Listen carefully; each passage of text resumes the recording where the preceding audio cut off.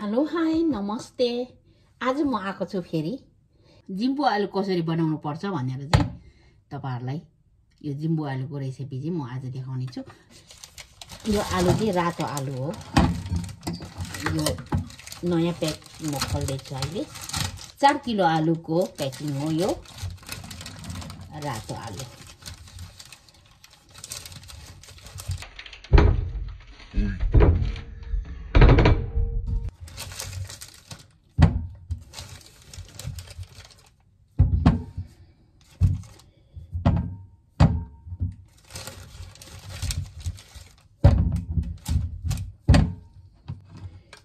ठुलो चाट्टा लिन्छु म।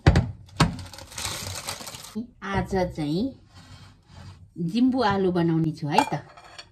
जिम्बु आलु कसरी बनाउनु पर्छ भनेर चाहिँ तपाईहरुलाई यो जिम्बु आलुको रेसिपी चाहिँ म आज देखाउने छु।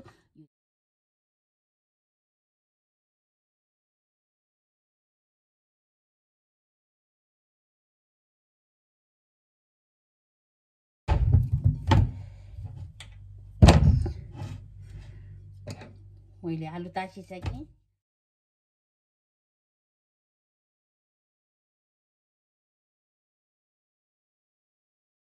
ल मैले आलुलाई काटेर धुई पखाली गरेर मजाले पानीमा भिजाइ राखेको छु।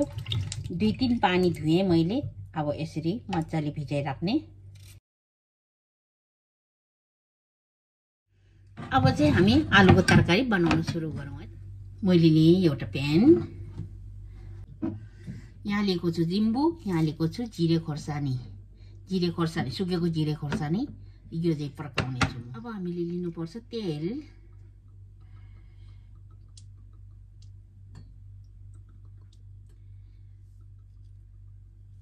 र सुकेको खोर्सानी। जिम्बुलाई पनि मजाले यसरी मार्ने अनि हालिदिने।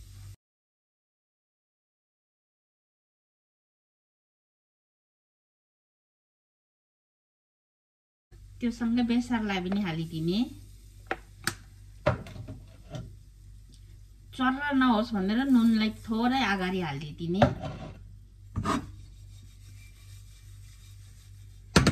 मजाले खारा आइसकेको छ।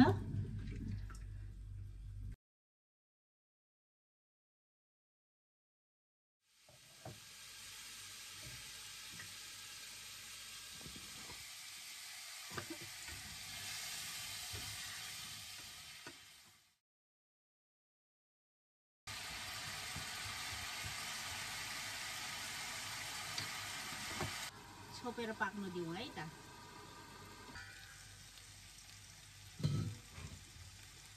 अब चाहिँ कलरको लागि थोरै धुलो खोर्सानी हालिदिने।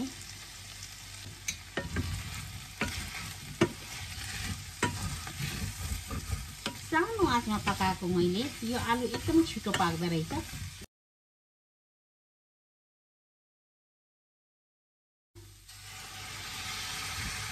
अब तातो पानी पनि हालिदिने।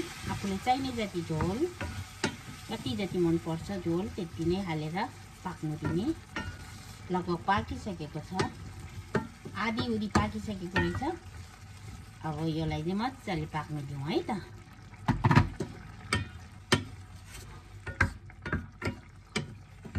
यो भाँडा कति बजेको।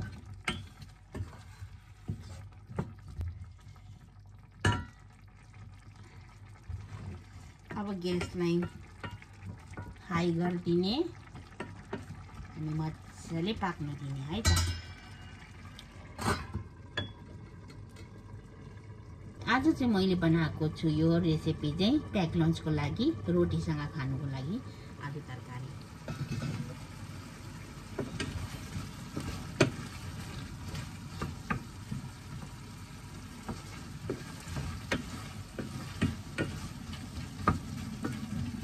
आज मैले चाहिँ यो जिम्बु आलु र रोटीको रेसिपी चाहिँ किन ल्याएको हो भन्दाखेरि चाहिँ मैले प्याक लन्च लानुको लागि चाहिँ बनाएको हो। यो ड्युटी जाँदाखेरि प्याक लन्चको लागि चाहिँ यो रेसिपी ल्याएको हो। र हिमाली भेगमा चाहिँ अब प्याजहरू चाहिँ एभाइलेबल जहिले पनि पाइरहँदैन, सिजनमा मात्रै हुन्छ। त्यही कारण चाहिँ अनि जिम्बु हालेर चाहिँ आलु तरकारी यसरी बनाउने चलन पनि छ र एकदमै मिठो पनि हुन्छ। तपाईहरुले पनि ट्राई गर्नुहोला, एकचोटि ट्राई गरेर हेर्नुहोस् कस्तो हुन्छ। अनि मलाई कमेन्ट बक्समा कमेन्ट लेख्नु नभुल्नुहोला र मेरो यो प्याक लन्चको रेसिपी कस्तो लाग्यो तपाईहरुले कमेन्ट लेख्नु चाहिँ नभुल्नुहोला है त। अनि तपाईहरुले नि एकचोटि ट्राई गर्नुहोला। मलाई झोल अलिक धेरै चाहिन्छ, यो आलु चाहिँ एकदमै फुको रहेछ, त्यही कारण झोल चाहिँ एकदमै ससिँदो रहेछ। अब म योलाई थोरै सुक्नु दिन्छु अनि त्यहाँदेखि चाहिँ रोटीको तरकारी, अनि रोटीको तरकारी चाहिँ रेडी हुन्छ है। हाम्रो रोटीको तरकारी नुन चाखौँ।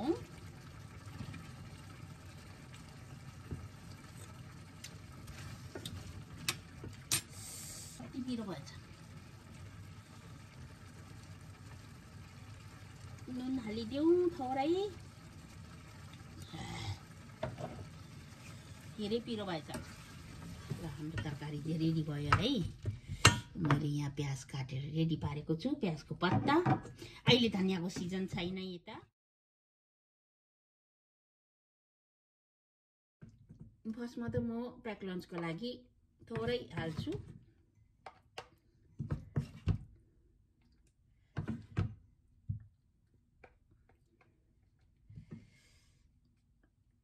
लन्च हो यो चाहिँ।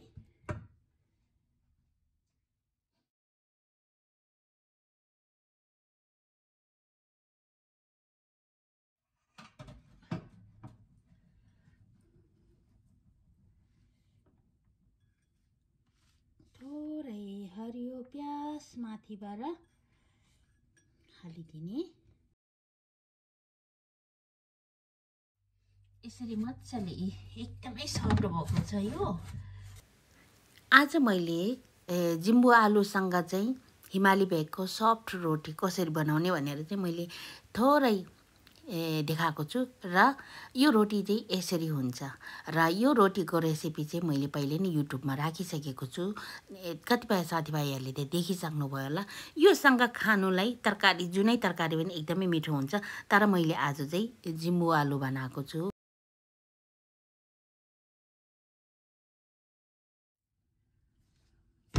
अब म चाहिँ प्याक लन्चको लागि चाहिँ रोटी रेडी पार्दैछु है त।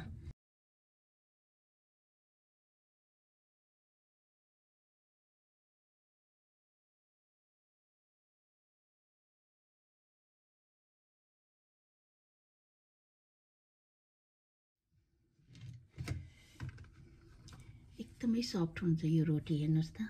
यो आलु तरकारीसँग खानु एकदम मजा आउँछ।